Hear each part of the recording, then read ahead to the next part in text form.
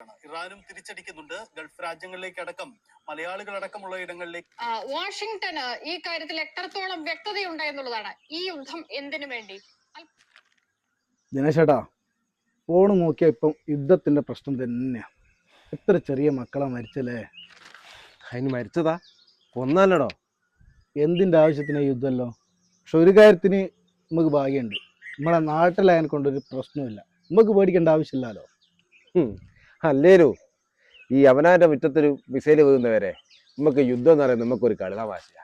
നീ കേട്ടിക്കില്ലേ, ആരാ നമുക്ക് ഭ്രാന്ത് പിടിച്ചാൽ കാണാൻ നല്ല ചേലാന്നുള്ളത്. അതാ സത്യം.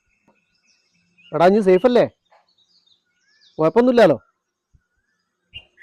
ആയിക്കോട്ടെ. ആ, രാത്രി വിളിക്കാട്ടോ, പേടിക്കാനൊന്നുമില്ല കേട്ടോ. ഓ ശരി, വീട്ടിലേക്ക് വിളിക്കലുണ്ടല്ലേ?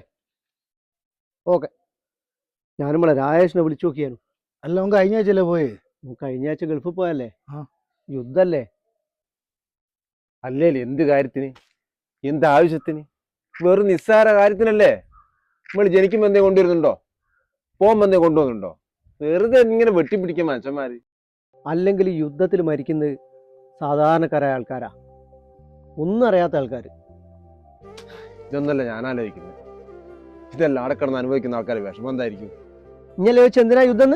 എടാ, ഒരു കൊടിക്കാലിന്റെ പേരിൽ എതിർ പാർട്ടിക്കാരനെ ക്രൂരമായിട്ട് കൊല്ലുന്നേ. ഒരു പാക്കറ്റ് ബ്രെഡ് മോഷ്ടിച്ചോനാ ഓന്റെ ഗതികേടിനാ ചോദ്യം ചെയ്ത് ഓനെ കൂട്ടമായിട്ട് തല്ലിക്കൊല്ലുന്ന നാട്ടിലുള്ള നമ്മളാ ചോദിക്കുന്നത് എന്തിനാ യുദ്ധം?